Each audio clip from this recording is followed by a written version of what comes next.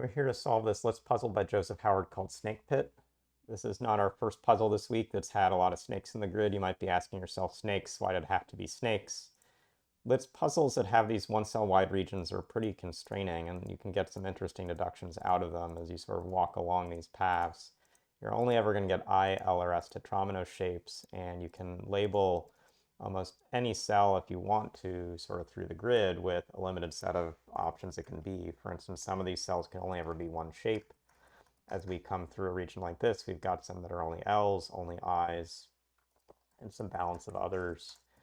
We'll have some that then have all the options available to them. And so we won't take all the time to kind of label all these cells out. I'm not sure that's what's really as helpful, but you can eventually get pretty fast at seeing hopefully some of the deductions that will become key in these puzzles, like spaces where across edges this edge can never be taken, and that's because we have a forced L in a snake-shaped region next to another forced L in a snake-shaped region. And if you're seeing that those are positions that are always just one kind of shape, more quickly you'll recognize sort of why these deductions matter. So I'm not going to focus as much on marking all the cells in by letters, but you might find that useful in your solve. What I'm going to do is start to use the fact that, for instance, this region can't be crossed, this border can't be crossed between blue and, let's say, yellow, to say that blue always joins to red. There's no other region that blue can join with except to red to stay connected with everything else in the grid. And one of the first things we then do is now look at the set of shadings in red and say which ones could allow for connectivity to still work with blue. If I took a cell like this, I'm shading all the cells that are nowhere near blue, so for sure this first cell is dead in that option. But even if I keep moving, if I put in this L, I now am forced to take this cell in blue that's only going to be an L, and that's no good. If I even take this I, notice I can't take either of these L's because I would bend around this corner and make a 2x2 square, so I'm forced to take an I vertically, but an I can't touch an I, and so this is no good. By the time I put in this L, that might look reasonable. I can actually put an I into the grid, but now these regions can't join through the space down below, and this now has to come through yellow, but it would be an L near an L, and that's not possible either. And so this also is impossible. So now still walking along the snake shape in red, here's the next option, and there aren't ways to take 4 cells in blue. Here's the next option, still not 4 ways to take cells in blue. By the time I get to this cell, the 7th cell in the snake shape, I now have a valid way I could put in the 2 paths, which is this L and this I. And so the very first cell in red that's available for this region is this one. And coming from the other end, this first cell that's forcing an S is not possible because it would mark off the cell and then red never joins into this upper right region. But this cell would be fine. We could have an L near this I. And so how the snake shapes work in the snake pit is that because they're connecting into specific regions, we're going to get the fact that we have only these 6 options in red, and they have to join to blue. So we actually have only these 6 options in blue. And we actually know a little more than that then, as we now mark those in. These cells and these cells are always shaded. There is an option that goes as far down as this, I with L. There's an option that comes as far up as this, I with L. Those all look okay. Now blue connects to red. Let's put another color. Let's color this region pink. Notice that red is going to join to pink. There's no other region red can connect to because it's disconnected from yellow, and pink fully wraps the rest of it around. And so we have to find pink cells that can connect in a valid way to the group in red. If I started from this cell and I'd put an L near another L in the grid, that's no good. Recognizing I can't cross this barrier, what that actually means is I can't come from the top, and I can't come from any of these cells in this region that wouldn't be able to reach into the center. And so I think what we see is we have all the cells out to here that are possible, and it is the case that I could take this L with an I, that looks fine. I can take this S with an L, that looks fine. But let's come one more region out. Let's sort of look at this. I do have to get pink into orange because there's no other region pink can reach out to. And so one thing I don't want to do is, in setting this up, is not get a valid way that orange can be filled. And so this is where it looks like one of the options, like this S may force an L, and that L may have some issues. This region in particular has to take these middle cells, and so there's a way that some of the shadings will break down here, and I think that's probably one of the next things I need to do in working through the solve of this puzzle is track some of those deductions in. And before we do that, there's a different place we could have started. It's again about two snakes working together, but let's sort of take again a case where we've got a blue and a red snake, and notice the red snake fully surrounds what's in blue. So we need to have blue with red work together. Blue must connect into red, and red must connect out to the rest of the grid. And I'll take one more color. Again, let's sort of color this in pink. And I didn't mark these in, but pink is particularly limited in the set of options it has. It's again an LIL kind of shape, and it's even near this IL shape next to it. So where we've got a lot more options for some of these cells, we've got some cases where we've got actually some good limitations at the start here, getting out to where we now have a lot of options by the time we're in these spaces.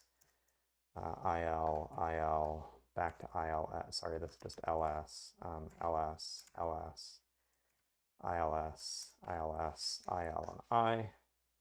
So we can do a few things like this edge isn't used. We always take this cell in the blue group. That actually means coming from the left side in red. I can't start from here because this would block off too much in the blue region. I can't start from here because I would put an L near an L. I can't start from here because I would actually mark this off, and now the red and blue groups wouldn't connect. So the first place I can start in red is this cell here. And it may look like we could start from all the way here in red, but then blue is forced to take these, which would be an L near an L. So this is not an option. If I shade to here, there's no way to get 4 cells in blue, and that's the same problem with this snake. It's the same problem with this snake.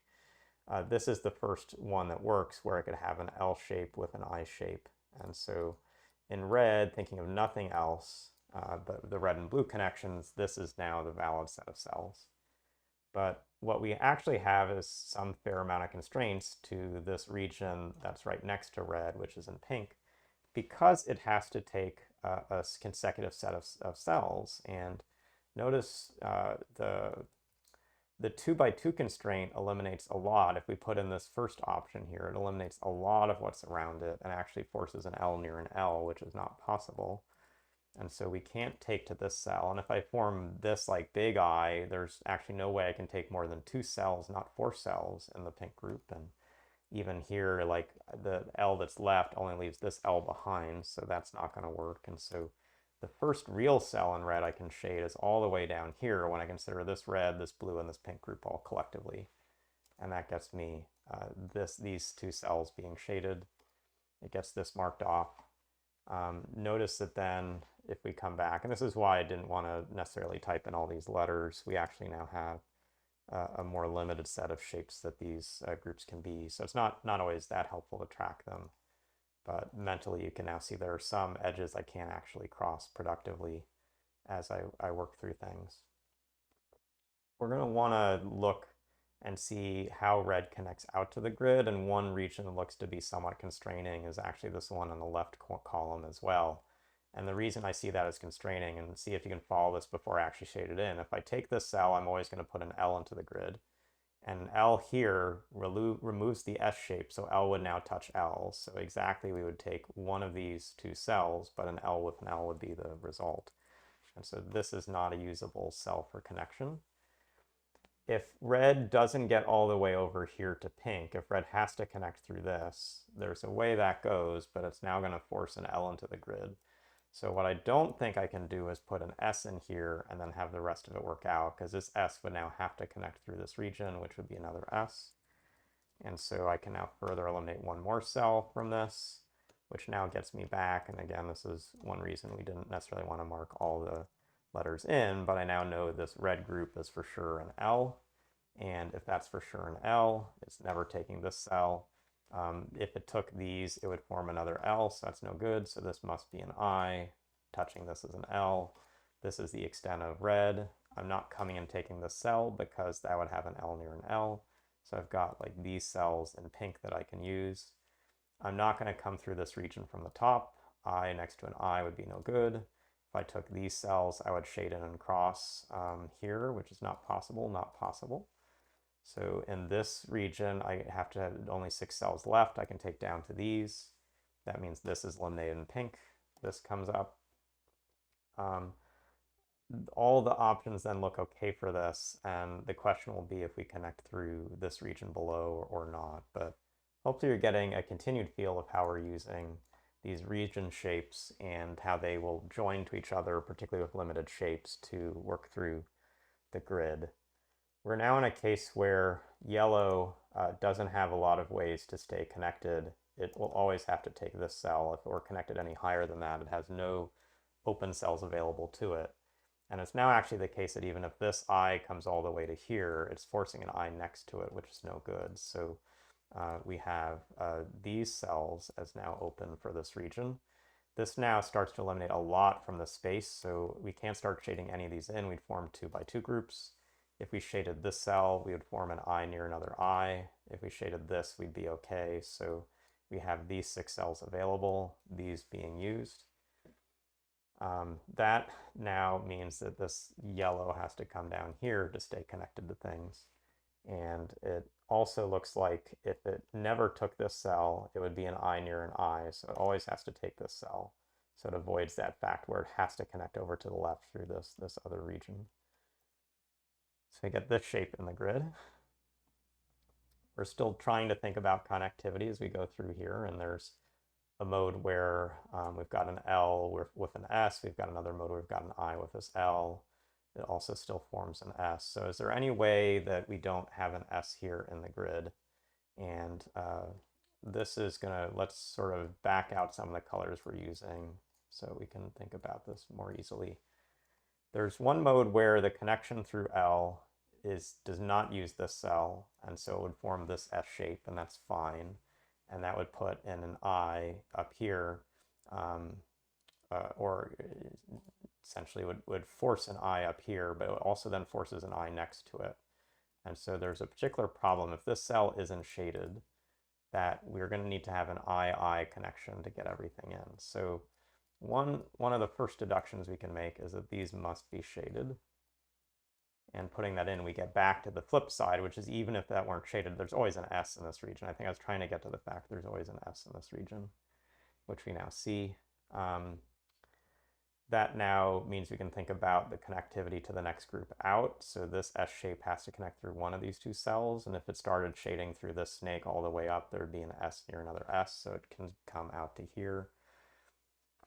If this is sort of shading through this, let's say that we don't take this cell.